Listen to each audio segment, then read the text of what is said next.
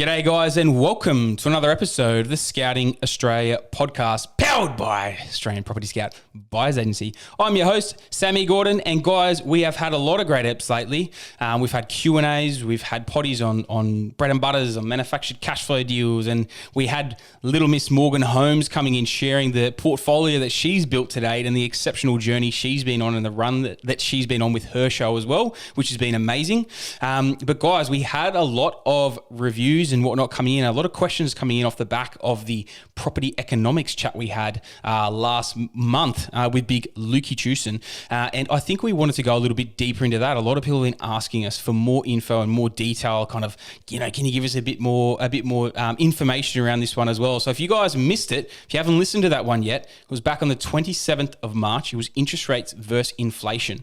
And guys, today we're going to go one notch deeper. I've got the big fella himself, big Mr. Luke Teeuwsen, the man with a Bachelor of Property Economics. He's my right hand in strategy, and I've got him in today to tackle the topic of how interest rates and inflation affect house prices. Lukey, mate, welcome back.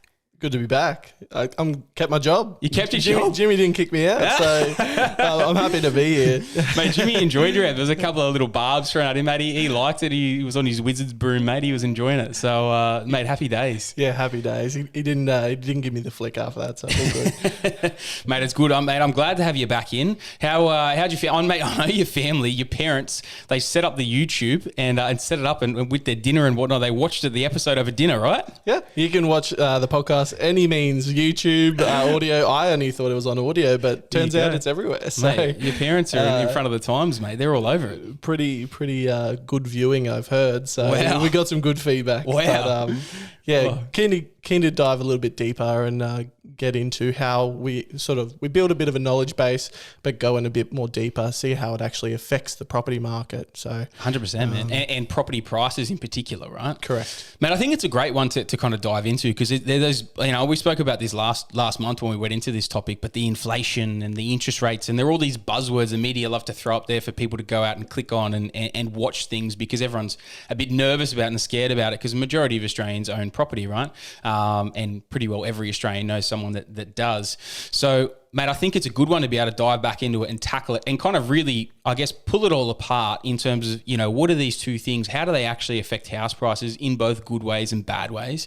And there's a lot of things there that people don't really understand that I'm really looking forward to diving in and dissecting with you today, mate. So I'm glad to have you on. Yeah, hopefully it'll be good. We give the viewers a bit of information. Hopefully they get something out of it. I'm sure they will, mate. I'm sure they will. Well, man, first up, inflation and interest rates, right? I want to dive into inflation first because for me, inflation is something we can probably jump into and kind of, I guess, like tackle and really take down a bit quicker than interest rates in the way that I guess it affects. Because that was something that people were asking, how does it actually affect it, mate? What's your take on inflation? How it actually affects house prices out there in the marketplace? Yeah. So in terms of inflation, it affects the prices in a few different ways. It'd be very interesting. The next lot of inflation data comes out on Wednesday, so Couple 2 days. days, few days. So that everyone will be eyes keen on that, see how that goes.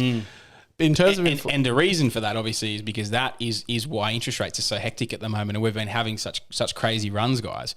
So that data is going to be very reflective of what potentially could happen from an interest rate perspective coming up as well. Correct. Sorry to cut you off, mate. And that data is very important because the RBA use that to react negative or positive in terms of interest rates. Are we going to continue the rise, or is it coming into check, and are we going to start to taper off now? So really important data in a few days' time. But inflation, in regards to how it affects property prices, it affects it in a number of different ways. One of the main ones is cost of building. So materials, basins, showers, bricks, timber, all of those materials continue to go up in price every single year. Build materials, yeah. Correct. So this year it will cost X. In 5 years' time, it will cost more than today. Yes. 10 years' time, more than in 5 years' Yes. time. And you can obviously compound that over a long period of time. Builders made a lot of increases in the material prices over the sort of COVID period. Yes. They're not going to go back and give you a discount now that we're past that and suppliers come back in the market. Yes. So that level of increase is, to a degree, artificially created. A lot of master plan communities where there's a high level of building for more and more each year. Builders and developers need to be having their profits there. Those prices aren't going backwards. Regardless of what the market's doing, they're not going to sell it for less than they did a year ago. Yeah. So that is a big portion of where inflation has a big impact on property prices. I think one of the things I'll throw in there, and I built my first home over 10 years ago now. I was 22, I think I was, when I built my first block of dirt and I was going through the build process. And I remember looking, when I built that and then times after it as well, when I've gone back to build with the same builders and different builders that I knew their pricing was and everything back then, build prices never go down. Like a lot of people think, oh yeah, they come back, there's this, there's that. No. What typically happens is costs and that increased amount for different materials and supply and whatnot as well, and even trades and whatnot as well. A lot of the time they can ease back and they can come back. Almost never, or dare I say never, will a builder actually then reduce their prices, beyond that as well. Maybe from what they got to an absolute peak sort of time for custom builds, maybe they come back a little bit on that end. But if you're talking about majority of the time, your specky home builders, your $200,000, $300,000, $400,000, $500,000 specky home builders, once they reach a certain price, they never take it back down. And the reason for it is because like a lot of the time, especially like in that really high inflationary period we just went through in these last couple of years, when they're going through builds and they're waiting for land registered and they're waiting for actually build contracts to sign, finance to come through and everything, all their materials and whatnot were always increasing during that period as well. That's where, like in a rising market, a lot of people ask, like, how do builders go bust in a rising market, right? It's like, surely they're making hand over fist, like crazy money. And a lot of the time it's inflation, guys. And this is where inflation will kick in. Your materials go through the roof after you've already locked in a fixed price contract. So that's where sometimes, and you guys would have heard about this in mainstream media, where builders were going back to owners and going, we can't actually build this for you. Our margin's completely gone. We're actually in deficit. We can't build this for you, or we go under. And you would have seen it on a lot of different programs and heard about it all over the place. This thing's now going up. Oh, they've come back and asked for another 20 or 30 grand. It's supposed to be a fixed price contract. Like if you're literally in your builder's shoes, if you put yourself in the builder's shoes, they a lot of the time needed that just to finish the project, or they would go under. I know what I would pick every day of the week. I would, if I absolutely had to, I would prefer to pay a final installment to get a build finished and have an unfinished project because no one else wants to take that on. But that's realistically what happens. And so that's where you have to be really careful in these sorts of scenarios. And I think a lot of people overlook that side of things, of the way that material price increase and those trade increases. I know we're doing some builds over in Perth, and our builders were telling us that brickies, tripled their prices in a 6-month window. Like literally, they were laying bricks for $1 a brick, and then it goes up to $3 a brick, and they were literally these huge forums and groups of these guys going, guys, this is the time we put our prices up. We're taking them for everything, and I'm not kidding you. This is literally what some of these places were like, and this is everywhere, not just Perth. But this was an example in particular. And that is literally what drives all that, and so much of that, you're talking about your build price increases, that is where that is driven, and that drives inflation, right? Exactly right. And a lot of builders through COVID, they were quoting jobs 6 or 12 months out. Developers hadn't even finished the land yet. Yes. So they were quoting 6, 12 months out before they even sort of broke ground, did a slab. Yeah. And in that time, materials went up 50 or 60 grand. Yeah. So there was actually a lot of cases where builders were offering clients 5 or 10 grand to walk away. I will give you 5 or 10 grand cash because we can't afford to do it. Because it's cheaper to do that than to cop the sort of 50 grand material price increase. It was still a much better option for them. And a lot of people took them up on those offers. A lot of people didn't as well, but we saw a lot of that in the market as well. So that portion of inflation has a massive impact on sort of property prices across Australia, not just Perth or anywhere. Yeah. So, but before earlier today, we were having a chat about all this. You made a really good point about inflation. So you better let the listeners in on your piece of gold. Man, inflation to me, like it's a reactionary measure, right? Like it's a lag data, it's a lag indicator. So like people, they talk about inflation as if it's coming and it's going at this sort of rate. What a lot of people don't realize, like it's lag data. Like we're about to have in 2 days, we're about to have the data come out. That's 3 months old. That's essentially 3 months worth of data accrued over the past 3 months for what's happened, not what's happening, what's happened. And so I think for me, like the way that I look at it is a lot of the time as well, property prices are actually really closely linked with inflation. So when inflation is on a super high run, a lot of the time, and that's why we've seen for the last few years really, really strong growth. And now we're seeing those really high inflationary numbers and figures and whatnot coming out. It's because of that exceptional growth a lot of the time that we've had across the board, across the whole country. People have asked, like, how why was it that the whole of Australia went through a boom? A lot of it is linked quite closely to this as well. A lot of different factors, obviously, but like a lot of it is linked within this as well, and that's why your inflation numbers are coming out so high because of that nationwide boom that we've had as well. But I think the big thing for me is when you're going through high inflationary periods, there's a couple of things to look at because a lot of people look at it negatively. To me, man, like when you're in high inflationary periods, typically a few things happen. Your house prices are increasing or have increased. Your rents are rising or are rising. And your debt is decreasing, or the value of your debt is decreasing. So your debt may not actually be decreasing, but the dollar that it takes to pay it out is going up, sort of thing, right? So like, and what that means, guys, is because, and if you had listened to last month's ep as well, it really comes down to the value of the dollar going down, and that's the whole point of inflation. The government sets this target band of 2 to 3% every year because they want our dollar essentially to be devalued over that time, so it helps devalue the government debt and helps everyone grow their wealth as well. So it's a really, really key point on that front, and it's why it's not a bad thing; it's a good thing. Obviously, when it goes to crazy levels, we've got to rein it back in. It can't go nuts, but inflation is a good thing. And yeah, just I guess my biggest point on it, the big takeaway I always have is like it's a reactionary measure.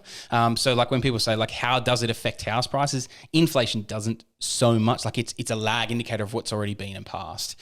And we're a little bit different as an economy to, for example, like our big brother, like America. So they get their data monthly. Yes. So it's not as blunt of a change because they're getting sort of super relevant monthly data. We're having to wait a little bit for that data, so we either react a bit stronger, or react sort of under that because we've got such a large chunk. There's only 4 times a year that comes out instead of 12. So we've got to be strong either way, whichever way they move. Yeah, I agree, man. I agree completely. Anything else any other points you want to make on that? Any comments you want to make on what I rambled on with? No, I think you covered a fair bit in that. Inflation is a good thing. Inflation devalues debt. Yes. And if we went to zero and our economy stagnated, that is not a good thing for us as well. Yeah. So that 2 to 3% sort of benchmark or range that they like is to keep our economy moving forward.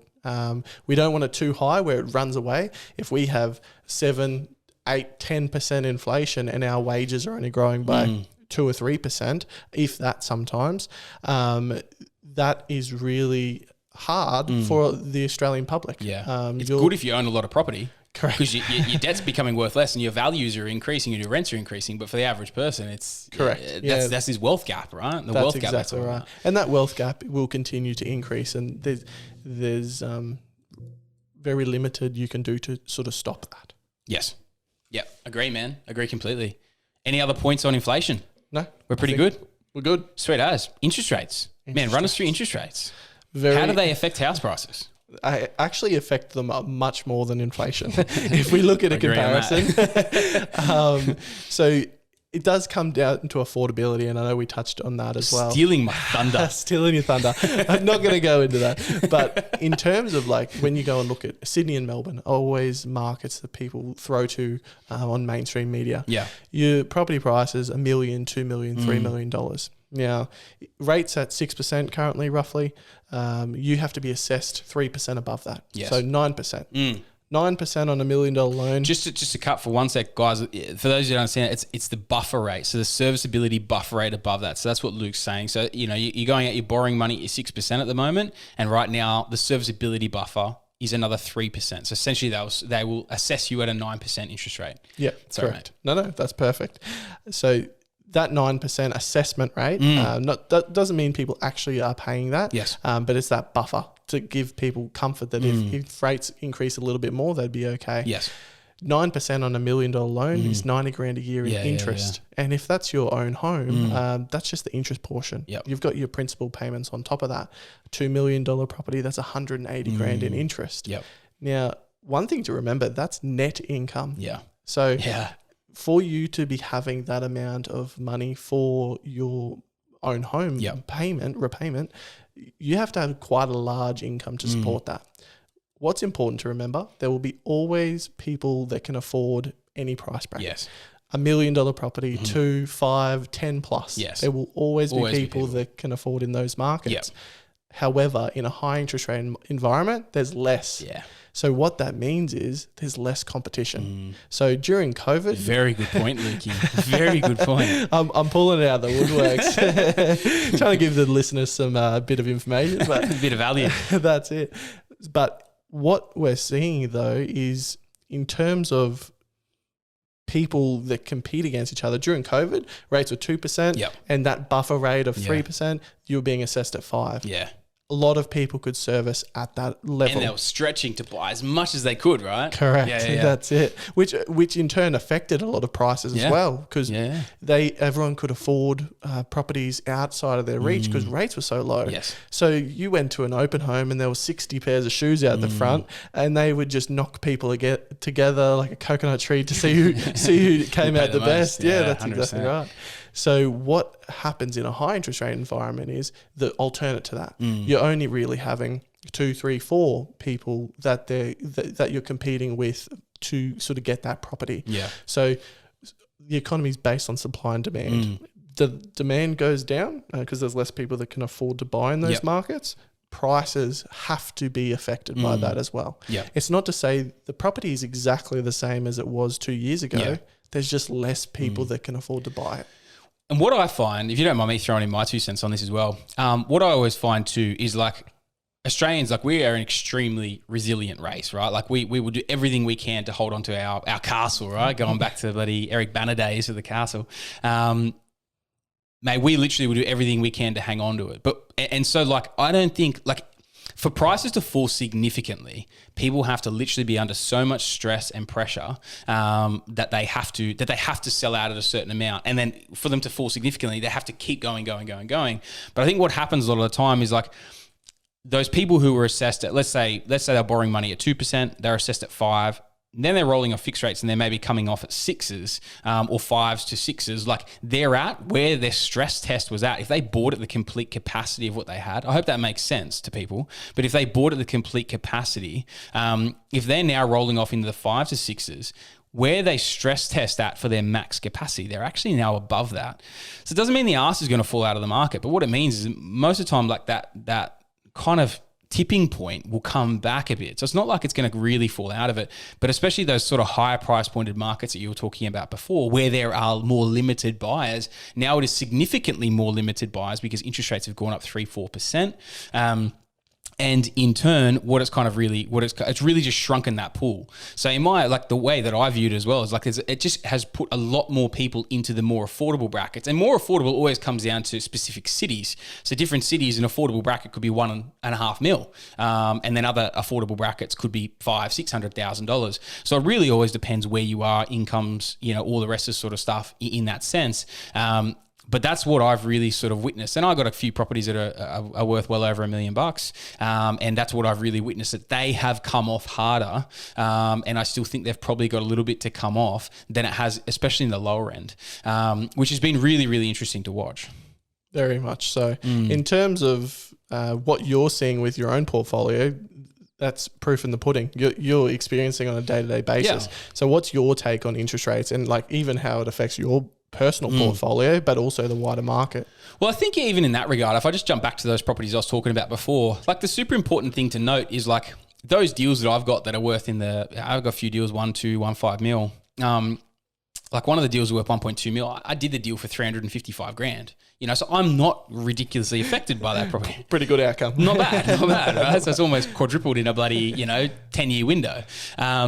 And then some of the others, that are worth similar sorts of money, even post, Sydney having its full proper boom, I was doing those for quite good money in the 550 to 600s.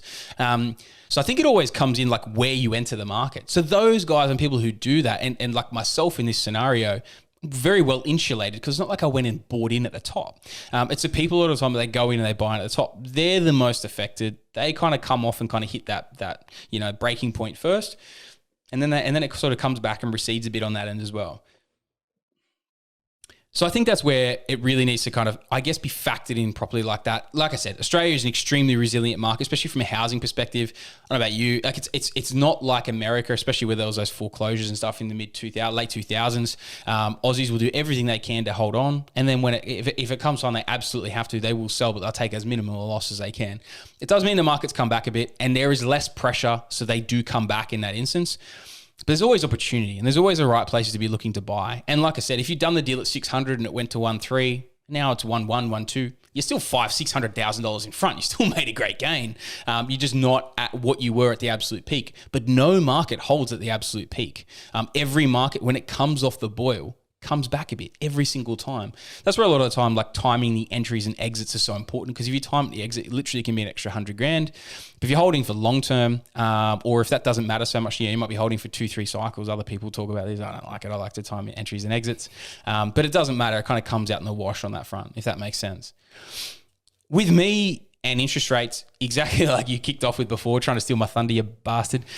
Coming down to interest rates, right, affecting affordability. Affordability is huge. And the way that I look at it as well is it always comes down to kind of cities and locations and incomes and how much growth they've had in a recent window. One of the things I laugh at, and I don't mean this in a negative way against anyone except for the people who literally post this, is people posting up, oh, this place has had compounded growth of 15% for the last 10 years. Mate, you're an idiot for posting that, because that is the sort of area that is going to be significantly impacted by interest rates going up. Because what happens is when interest rates go up, affordability goes down, right? So like if interest rates significantly go up and a market is already at the peak of its cycle, and I would call anywhere that's had 10, 12, 15% growth compounded for the last 10 years at that amount, that's at the peak of its market. You know what I mean? Like that's at the absolute cap of affordability. And now interest rates have a significant run.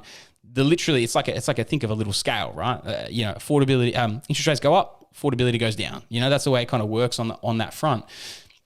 They're the sort of markets that would be heavily exposed to that sort of run, right? And when interest rates have a big run, they're the sort of markets that are exposed for it. But if you go and have a look at other markets and maybe other sub-markets and regionals, or big cities that didn't have their run off the back of COVID and just have another little spurt or whatever, cities that are quite honestly undervalued. This is my strong and complete belief in this. And the reason I believe so strongly in it is so many markets last year saw between 10 to 20% falls. A lot of markets, 10 to 20%. A lot of the markets that we bought into 12, 18, 24 months ago saw like 20 to 30% growth last year. So it's literally like the complete opposite scenario. Again, we go to the scales. Would you prefer to lose, that 15, or would you prefer to be 20% plus up? And that's where literally the proof is in the pudding, is that in environments like this, and even in high inflationary scenarios like this where build prices go up, the bottom of the market can't sit where it is because you can't afford to build that for $200,000, $300,000 anymore. So even that as a minimum naturally pushes the market up. But also when you go through that and your rental increases are coming through, people are moving out to more affordable areas, whether it's regions or cities or whatever it is, because they can actually afford to live there and the lifestyle could be better because it's further out, not choked up as well. There's a lot of these different factors, and especially if there's great industry coming into an area as well, if you time all those sort of factors properly and the affordability is the cherry on top, those areas are still going to perform, and they have been performing in the past 12 months where a lot of other markets have fallen back. So I think this is a really, really important point. And this is where it really just does come down to it. Interest rates, they affect affordability, either in a good way or a bad way. When interest rates came back and they dropped during COVID because the government was trying to stimulate the economy, prices went up. And obviously there was a lot of other external factors as well that pushed prices across the country to go up. A lot of areas outperformed others. But a lot of time when that comes in, everywhere kind of gets a bit, especially if you put it to record lows, like 0.1%, that's ludicrous, right? It's always going to be, that is the whole point of why they did that, was to stimulate the economy and really get things chugging and churning. And then if you go the other way and then they significantly put it up, areas that were otherwise, I know I'm repeating myself a little bit here, but they're, on the flip side, they drop them. A lot of areas become affordable. They put them back up. Anywhere that did not have a level of affordability, now all of a sudden that has fallen through the floor, and will be really heavily impacted by that. Yep, but that's exactly what we're talking about. How does interest rates and inflation affect property prices, which is exactly what we're sort of going for. Yep. And as interest rates drop, when we're sort of at the bottom of our cycle with interest rates, when they're 2 or 3%, how does that affect property prices? They go up. Yes. Because everyone can afford to buy in those markets. They go out, 40, 50 people go and compete against each other and force property prices up. Yep. On the opposition to that is basically when interest rates are high, 7, 8%, less people can afford to buy those properties. Yeah. So that negatively affects prices and sort of brings them backwards or slides them backwards a little bit. But like you said, property doesn't stay at its peak very long. Yes. Property goes up, it sort of peaks a little bit, it comes back a little bit, might flatline for a while before it gears up for its next cycle. Yeah. But we've talked about inflation, interest rates, how it affects property prices, but what is the opportunity? The opportunity, yeah, it's a good one. And by the way, there's one other thing as well. It's not like it's the only factor or the only determining factor in a market having a great run. You know, what happens with interest rates. If I just touch back on that for a sec. But it is like one of those things. It's just like the extra bit of gas. You know what I mean? Like, and I think that's a really important thing to know, because a lot of people say, you know, interest rates aren't the only directive, and they're not. But it's if everything else lines up, and that's coming in as that precursor as well. But that's where I actually find it funny, because like at the moment, and leading straight into your question there of like, where is the opportunity? It's like there's these markets, some of them literally had the you know, the bloody jet fuel thrown on top of them because they were already priming up for a great run. And now literally, because interest rates have increased, it's like that opportunity people are looking for of, oh shit, like that area is actually affordable. The yield actually works for me there. So now those areas are getting pumped because of the opportunity there with yield and whatnot as well, actually being able to hold it or have slightly positive cash flow, as opposed to going and buying into somewhere else that's overinflated, overvalued, and with a severe negative cash flow. So I feel like I guess to answer your question on that is where the opportunity lies. You know, really looking for those markets to have that opportunity of lower entry prices for one, haven't had exorbitant amount of growth, so still have that left in the tank, great yields. There's a lot of other things here that I probably won't start running into too much because we're going to cover this in another ep. But all those different things. But obviously the biggest factor there is like where you can still buy in markets where you're literally sometimes buying the houses that might be wherever, 5, 10, 20 years old. You're buying the house for the same money it would cost to literally rebuild that thing. Tell me there's not ridiculous value in something like that, right? But also that yield you were talking about with high interest rate environment, you're needing that really strong yield to cover your costs. Investors aren't in the market to lose money on large quantities. So that high yield is really important in high interest rate environments to sort of cover a large portion of those costs. If you go and look at some of the markets that aren't affordable and are a bit overvalued, their rents don't stack up, their yields don't stack up. So that affordability and in high interest rate environments is really important. So that's a really good point. Yeah. Man, would you agree? It's like, and I know obviously we're in this game, right? Like, you know, you're my right-handed strategy at Australian Property Scout. But like, would you agree that like this is a great time to be out there actually looking to invest? Because like we even see and we hear the boys talking and you know, and the boys and girls in terms of the buyers agents within the company as well, on the ground, all these different locations. You hear about different markets that are cooling off, different markets that are sort of heating up and whatnot as well.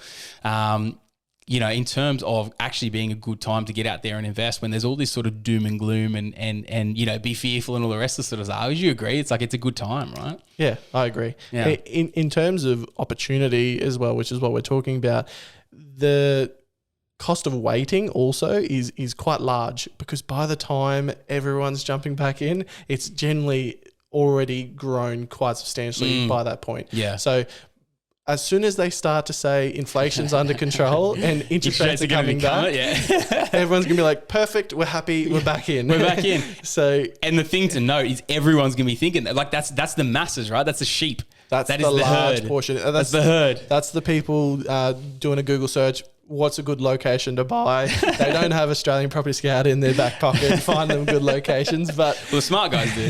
That's exactly right. But not the herd, right? And those large population sources, like the masses, they're great comparable sales for us. So when they jump into an area, maybe 12 months, 2 years after we've already been in there, and they're buying for top dollar over market value, they're great comparable sales for our clients to purchase a year or two ago, and can continue to ride that wave upwards as well. Yeah, so definitely. that opportunity of getting in early and buying while everyone else is sitting on the sidelines, twiddling their fingers, going, "Oh, should I not? Or interest rates might keep going. Or we might go to 18% like back in the day." And we're going to do a potty on that, right? I'm just teasing the audience a little bit. Go. We might get there, but that opportunity is very large at the moment. Yeah.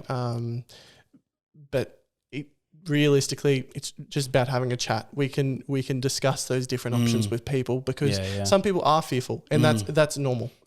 People are worried, and we can sort of explain. Yeah, man. You know, something that pops into my mind straight away though. It's like what the way that I would look at this, right? It's like you've maybe heard me talk about this before. I talk about velocity of money, right? So like, what is money actually doing for you? Whether it's equity in your own home or whether it's cash in the bank, that is where, and we're talking about inflation before, and what it does, it devalues debt. It also devalues the dollar. They're the same thing, right? So if you've got cash sitting in the bank, or you've got equity in your own home, or you've done really well in a portfolio the last couple of years, and you're just going to, if you sit on the sidelines for the next 12 months, and it takes 12 months to get inflation back under control, and which it probably will, the longer you leave unused equity that's there, right, that you could use, or you leave cash in the bank that you could use, the longer you leave it there, the more that actually devalues. And I guarantee you, there are property markets over the next 12 months, next 2 years, that are going to post more than double-digit growth returns in that window. I guarantee,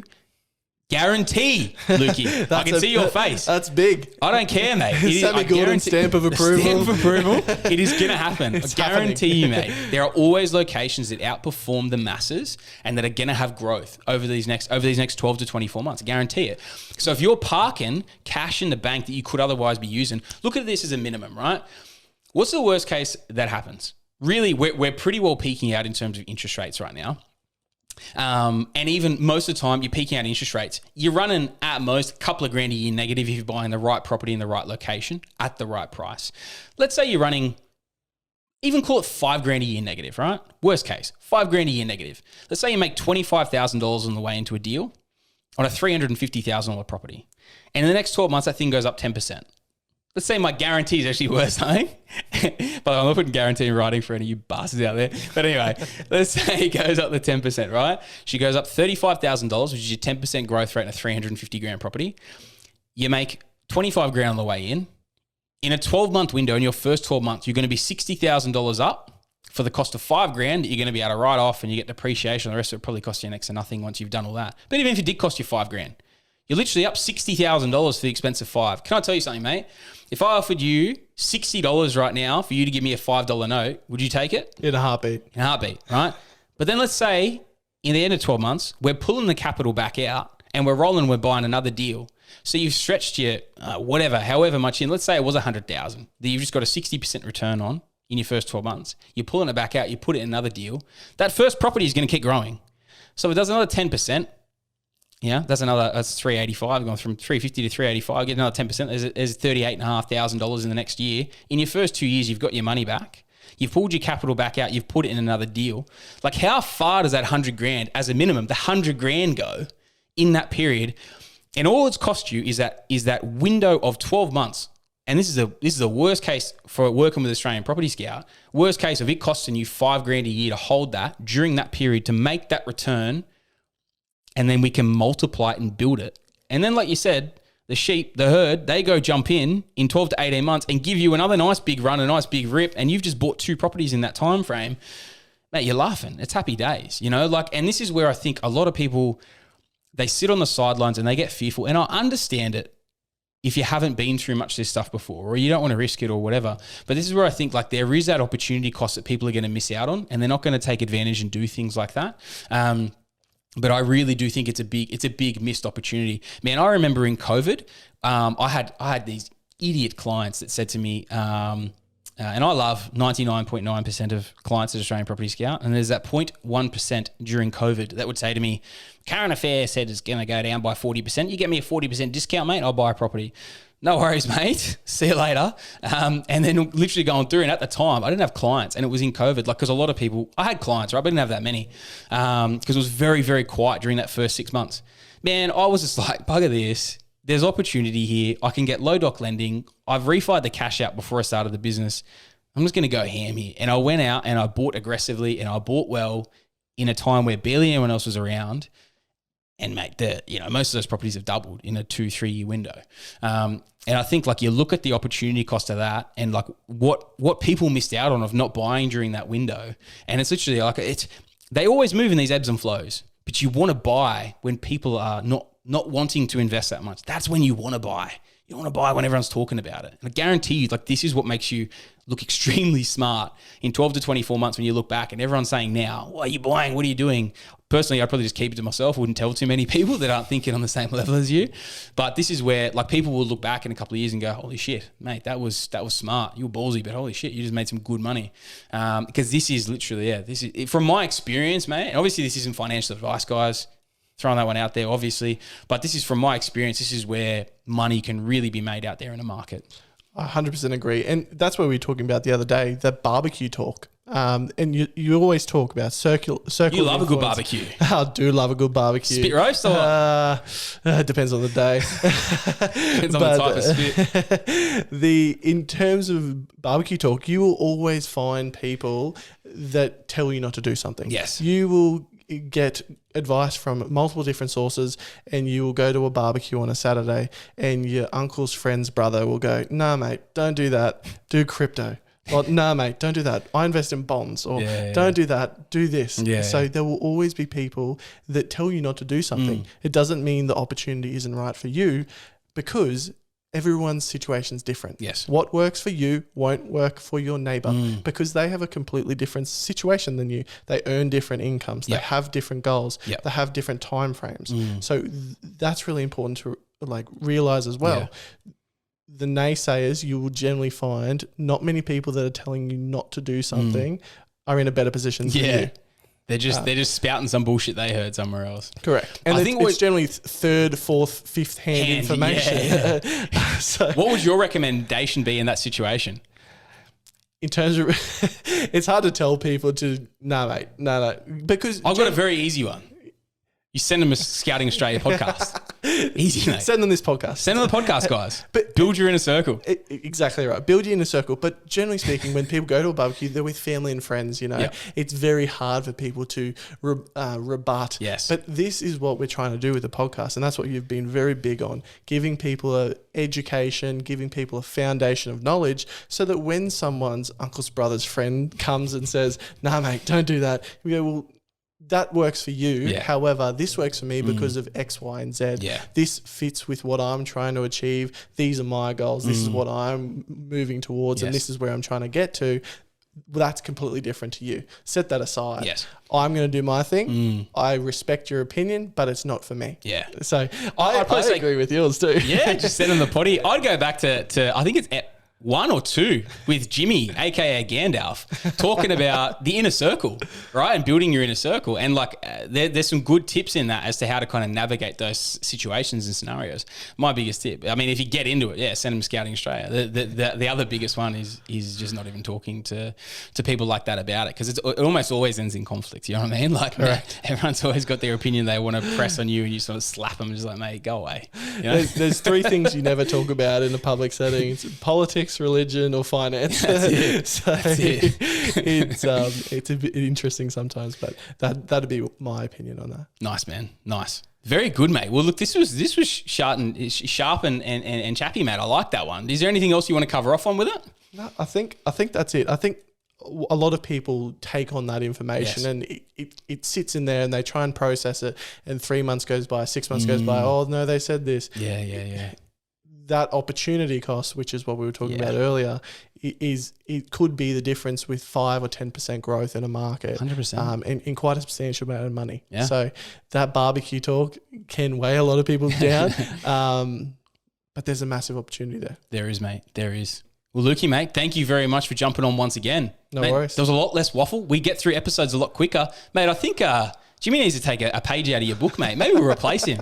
Bring you in. Too much waffle. I think you attack him a bit more too. You take a few chunks out, and he's a bit wounded, so it goes a bit slower. He's a bit weathered these days, the old boy. He's a bit weathered. The more chunks you take out of him, the slower he gets through his topics. So. Have you ever heard? There was that old photo in like the old farm like pub walls, and it's like, have you seen my dog? He's missing an eye. He's got 3 legs. He's got a bite taken out of his tail, or so, all this other stuff. Goes by the name of Lucky. You know that one? That's Jimmy. He's been through the wars. He's been through the wars, and mate, he's living to fight another day. But anyway, we'll see him back again soon, mate. But Lukey, man, thank you once again for jumping on and having a good chat, mate. I hope the listeners enjoyed it as well. I always love getting you on for the property economics chat, mate. You and I talk about this stuff regularly, so it's kind of a bit like you and I, ripping shit on this sort of stuff and how we talk about it offline. Man, I think it's good just to dive into it and kind of give our opinions so that other people can kind of have a listen to the way that we see the property market and whatnot as well, mate. So thank you very much for jumping on as always. Anytime. Listeners, thank you once again for tuning in to another episode of the Scouting Australia podcast. It was bloody great having you on again. If you've enjoyed it and you haven't left us a 5-star review yet, please jump on and leave us a 5-star review. We're loving it. We really appreciate it all coming in. Also, please leave any testimonials or whatnot as well. If you got anything you want answered, please send in as well. In the show notes of this episode of whatever platform you're listening to it on, you can jump in. There's an email there. Just click through the email, send through any questions. We've got Q&As coming out very soon again. We're running a monthly at the moment. So shoot in all your questions, guys. We'll make sure we answer on it. As Lukey and I were talking about there before as well, if you took any value out of this episode at all and you think someone that you know could take value out of the episode too, please send it on. We're really trying to build a really good community here of people around the Scouting Australia podcast, of people who think the way that we think, invest the way that we invest, and really just want to really get themselves into that top 1% or less than 1%, 6 or more properties. That's where we really want to help everyone get to. So please share it around, guys. It helps build the community, helps share the love. So yeah, guys, please jump onto that. If you want any assistance or help investing with the best, once again, nommed finalist. That's what we do. Top of the charts for buyers agents out there in the marketplace today. Please reach out and book a call if you want help investing with the best. www.australianpropertyscout.com.au or find us at the socials at Australian Property Scout. We're pretty much everywhere there. Otherwise, guys, thank you once again for tuning in. It's always good fun having you on. Keep the questions coming in, keep the love coming in, and we will keep delivering the great content as long as you want it. All right, guys, until next time, have a great one.